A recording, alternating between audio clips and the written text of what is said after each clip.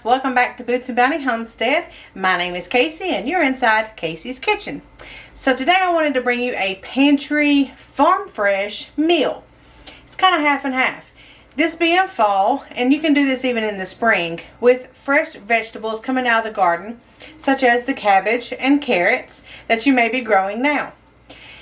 Well, we're going to make cabbage soup, and there are so many ways you can make this. I'm going to tell you the ingredients that I have chosen to put in mine, and a little secret, I've never made this before, but bear with me. So I have searched several different recipes because we just have an abundance of cabbage that I went through and meal prepped, and I shredded like 2 heads, which gave me 3 large containers of cabbage. And I was like, well, I need to use up this cabbage. So we have done fried egg rolls, and I wanted to make cabbage soup, and I've also used some to make some slaw for the weekend. So what's left over, I'm going to put in the cabbage soup. And then through these recipes that I researched, I kind of gathered some items, not really amounts, but just some items that they have used, and kind of created my own recipe just with the stuff that I have on hand. So like I said, I've got tons of cabbage here, got it all shredded up. I had 3 of these large containers. We used one last night, so I got 2 left. And then I've got a few carrots left. If I see I want more in mine, I'll go ahead and shred some more up. But this was part of my meal prep. I went ahead and shredded a bunch of carrots up to use in salads and the fried egg rolls. And then whatever was left, we were going to use in this cabbage soup. I'm also going to put some deer meat in mine. Now this is Emma's meat that she hunted this year. And I've got it thawed out, and I'm going to brown it, and we're going to put it in the cabbage soup. And we've got onions and garlic back here on the cutting board that I'm going to cut up, and we're going to start with that first. And then you're going to need some kind of liquid. Now, you can add different things to this depending on what flavor you're going for. And you can use vegetable stock, you can use water, you can use chicken stock, bone stock, broth, whatever, however you want to say it. But any kind of liquid to be able to cook the cabbage in, to let it simmer and get real tender. And so as I'm using some of my tomato juice, now my 2018 batch was a little watery. You can see it's about half tomato juice and half water. They were just really watery that year. My mom and dad's were too. So what I did is I made a chili the other night, and I didn't want all that liquid in there. So I poured the water off and I saved it. And this is tomato water, just off the top of my tomato juice. This is actually considered a vegetable broth. So instead of having like a soup, red tomato based cabbage soup, I'm going to do mostly tomato water as my vegetable stock. And then just the remainder of the small amount of tomato juice in the bottom with the pulp and stuff in it. I'm just going to do a small amount of that to make my cabbage soup base. Now, like I said, you can do water or clear vegetable stock if you make your own vegetable stock. If you make your own chicken stock, anything like that, it would be more nutritious, but you can also get this out of the store. And I believe that is it. Now, some additional things you can add, of course, is any kind of vegetable, like your peppers, onions, garlic, celery. If you want to add that kind of stuff, you can add that. But you can also turn it into like an Italian style cabbage soup. And you can add beans to this if you would like. Now, you can pre-cook your dry beans, or you could just buy canned beans, or if you can your own dry beans, then you can use that. And this is totally whatever amount of items you want to put in it. This will be to your liking. You can add salt and pepper. You can add, you know, any kind of array of spices or anything, because you can can all of that. Now, I'm going to be making a large amount of soup because I want to can this and have this on my shelf. So I'm taking these individual items that I have pressure canned or canned, and I'm taking them out of the pantry, off the pantry shelves, and I'm putting them into one recipe, as well as my fresh items from the garden here. And I'm turning them into something that is readily available to heat and eat, or you could actually eat it room temperature. So we're actually going to pressure cook this, or pressure can it, after we have actually eaten supper. And so I want to make a large amount to be able to put back in my pantry shelves and have it as a homesteader's fast food meal. So enough talk, let's get cooking. So we're going to start with a large stock pot, and this is my favorite one I like to cook in, that it has a really thick bottom where stuff isn't going to burn. I mean, unless you're just really forgetful, but it shouldn't burn.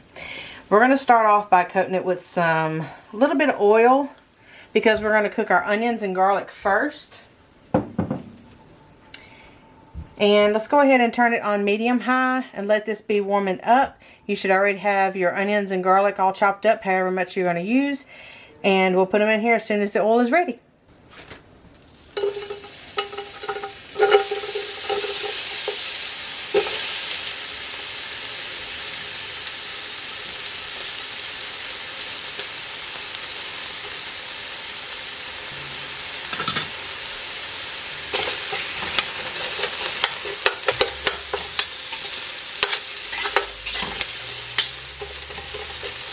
So we're going to let these cook down.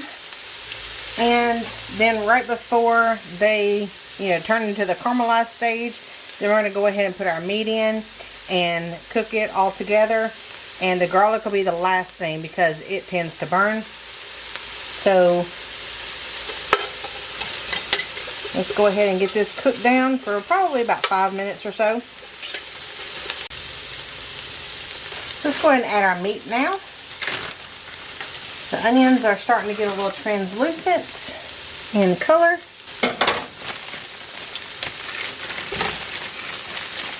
And what I'm putting in here is about 2.5 pounds. Because like I said, I want to make a lot of this. And this is a 70-30 deer beef fat mixture. 70% deer, 30% beef fat.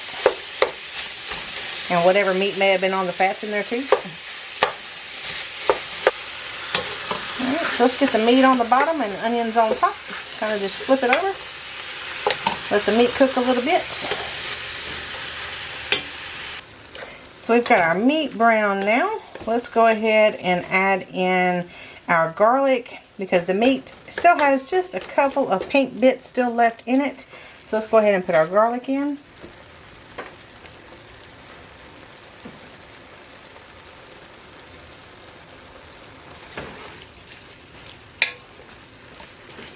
And that is fresh garlic, so it's going to be a little bit more potent than the minced garlic that you buy at the store. So you can add as much or as little as you want, or not at all, or half the bottle. Your recipe, you do it. Alright, so we're going to give that a minute to go ahead and incorporate those flavors. And then we will get our vegetables ready to put in there. Okay. So I've got carrots here, and like I said, this is just the remainder that I had from the week meal prep. And I've also got some Brussels sprouts, which, of course, classifies as cabbage in my book. And I'm going to go ahead and put some of that in here just to go ahead and be cooking some of that. But I'm going to use all of this anyways.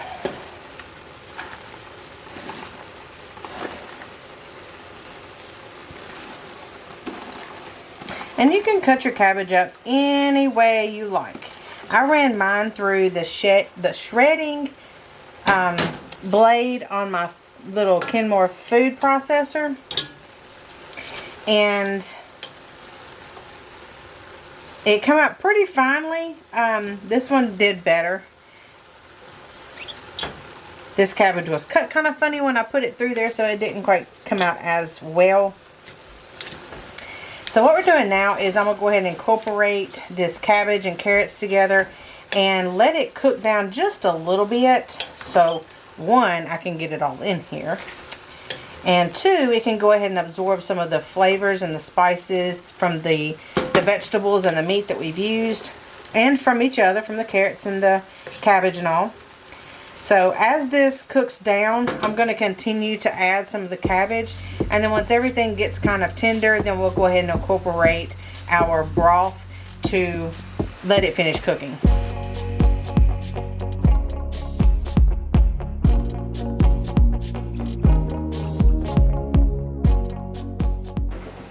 Okay, so I finally got all of the cabbage in there. It's cooked down just a little bit, so I'm going to start adding in the tomato juice a little bit at a time to kind of see where I want my thickness versus my juiciness to be, and just wing it. We'll see what we get. Okay, we're going to start with our tomato water.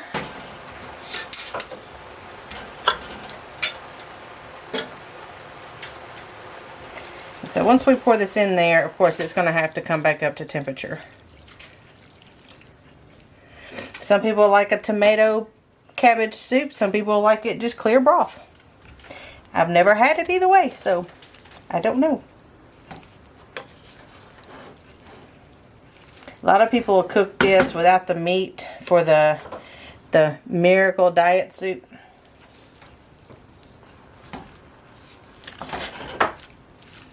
And if you want, just go ahead and mix it up before you pour it in there so you don't have all your tomatoes at the bottom of the jar.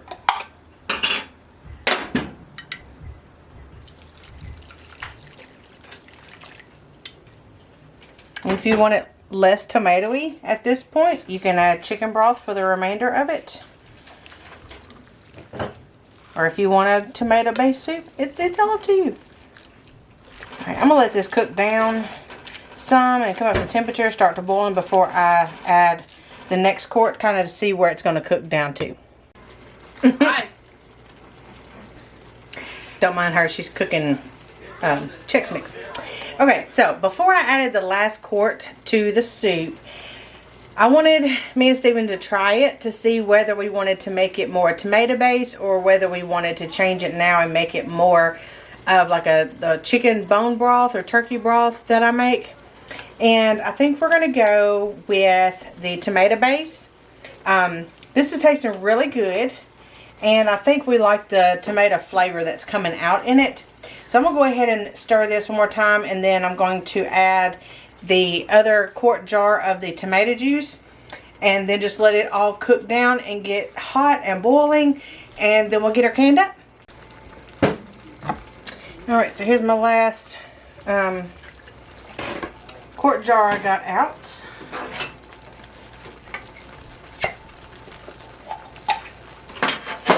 We'll go ahead and pour that in there.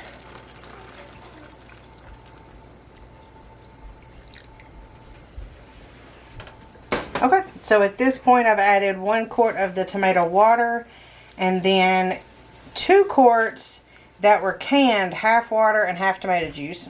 So more water than anything. And we'll get this stirred up, let it come back to a boil, and then we will get it put in jars. Alright guys, we've got it done. I've got pint jars over here. Now because this has meat in it, we have to can it to the meat requirements, which is 75 minutes pressure canning for pints and 90 minutes for quarts. I'm going to do pints because that's kind of like a meal size serving. And just in case, if somebody wants this just by itself and didn't, want whatever else we had, or if we're doing leftovers or something, they can pop one of these open if they don't want any leftovers. So what we're going to do is we're going to fill this up to a 1/2 inch of headspace, and then put the lids and rings on them. And I've got my pressure canner back here that we are going to put it in. So let's get these filled up.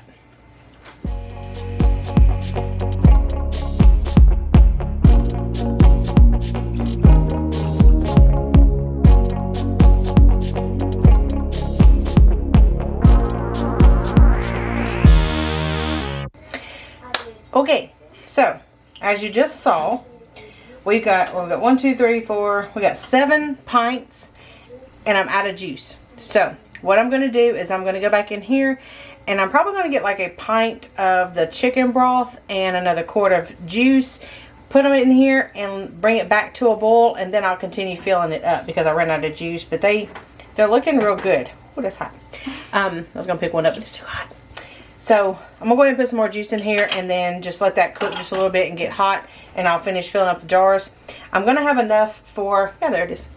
Now what I'm doing is filling it up about 3/4 of the vegetables and meat, and then I'm topping it off to the 1/2 inch line with the juice. And so I've just run out of juice. So I'm going to go ahead and get some more, cook this down, and then I'll continue finish it filling up the jars.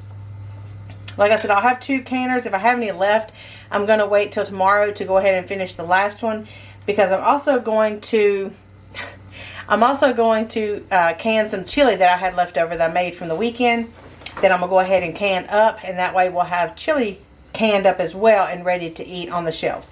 And this is all just in case, since winter's coming, if the electricity ever goes out or anything like that, we won't be able to heat anything up. These are ready-made meals that are all made from the garden, from the farm, and straight out of the pantry. So let me get this refilled, get the jars filled, and I'll bring you back whenever it's time to pressure can.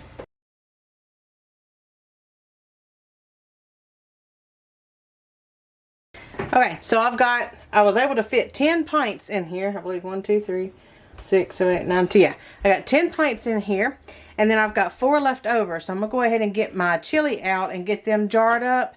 I'll need more than 4. And then we'll go ahead and get it put in another pressure canner over here. And both of these are gonna go for 75 minutes because it all contains meat. So it's all gonna go for 75 minutes.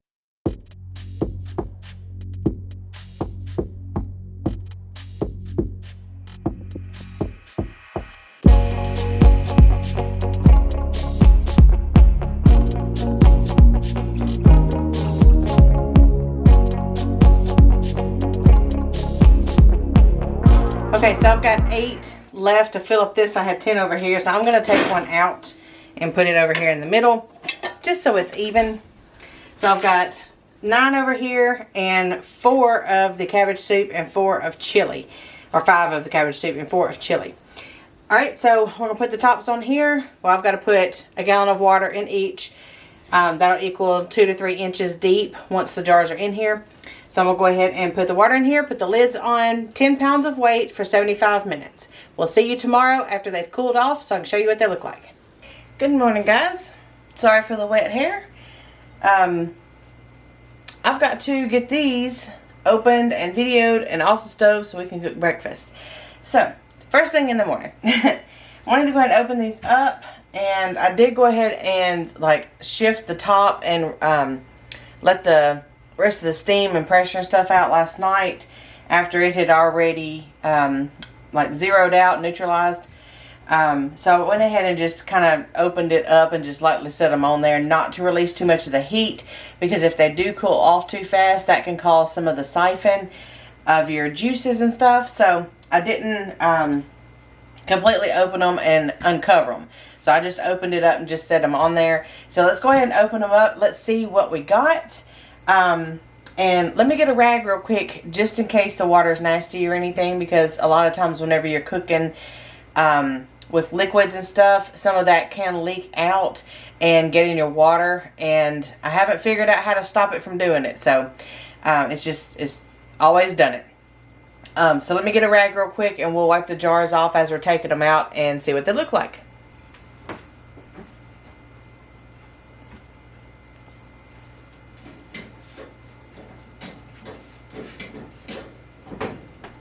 Okay, let's see what they look like.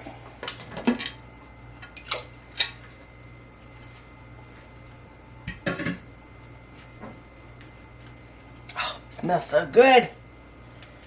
Alright, let me get my rag. Ooh, pretty. There is the cabbage soup. That's pretty. We'll go ahead and take the top off. They are cooled off and ready to be labeled.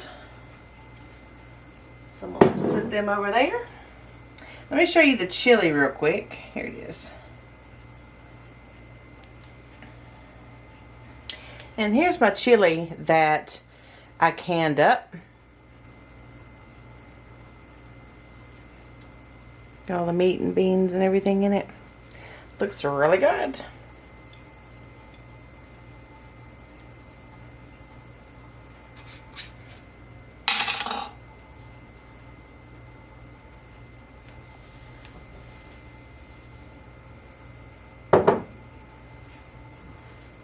Okay, so I'm going to go ahead and finish up getting all these out, and I'll bring you back and show you what they all look like together. So here we've got these 4. And then over here we've got these back here, and then these 4 right here are chili. They look good. So we did try it last night as it was cooking, and it tasted really, really good. We did like the tomato juice idea better than the broth idea. It did taste better. Now if you're wanting to go for, you know, more of a plain Jane, or if you don't like tomato juice, any kind of tomatoes, if you don't like, you know, just tomato based soups, then go for the broth. And you may have to add more spices or herbs to it to give it that extra boost of flavor. Or if you just want it, you know, just plain, that's okay too. So, and like I said, you don't have to add the meat. And if you don't add the meat, the longest processing time for what's in it would be the carrots. And if you put carrots in it, you would have to pressure can it for 25 minutes for pints, 30 minutes for quarts at 10 pounds. If you don't have to pressure can it, then you'll definitely have to water bath it. And you'll have to water bath it at least 15 to 20 minutes, because that's the least amount of time that you can water bath something in like the vegetable family, that you would have to get it up to temp. So no carrots with tomato juice, then you could probably water bath it. I would say 15 minutes for pints, 20 minutes for quarts. Don't quote me on that. Go ahead and do your own research. So if you would like this kind of book, it has a few recipes. It doesn't have cabbage soup recipe in it, but it does have just a lot of basic single items, such as the carrots listed as a single item. Cabbage, you would have to kind of look under sauerkraut, because sauerkraut is just cabbage in water and salt. So that's the next best thing to look up cabbage. So I really hope you enjoyed this, now that I rambled on enough at the end here. I hope you enjoyed it. Let me know what you do different in your cabbage soup, because this is the first time I've ever done it, ever made it, ever tried it. And it's really good. It's really going to be a good pantry meal that we have created. We brought stuff out of the pantry, made the meal, we ate it, and then the leftovers we're putting back in the pantry for another time when we can have another pantry fresh meal, no electricity or heating required, and it's a homesteader's fast food. So I hope you take this into consideration on trying to get some of these items on your shelf, just in case you are without power, without any kind of heat source or anything like that. God forbid. But it is that time of season where the storms are rolling in. We have snow and ice coming, and some of you already have it. So just take that into consideration and go ahead and get yourself stocked up with all the goodies that you work so hard in growing and preserving. You can bring those out, make meals, and you can actually put those meals back on the shelf if you have enough time and if you want to. Or you can just bring your items out and make it and eat it then, and not have to worry about putting it back on the shelf or anything. So take that stuff into consideration, and enjoy life. I hope you have fun and enjoy this recipe, and we will see you guys next time. Bye.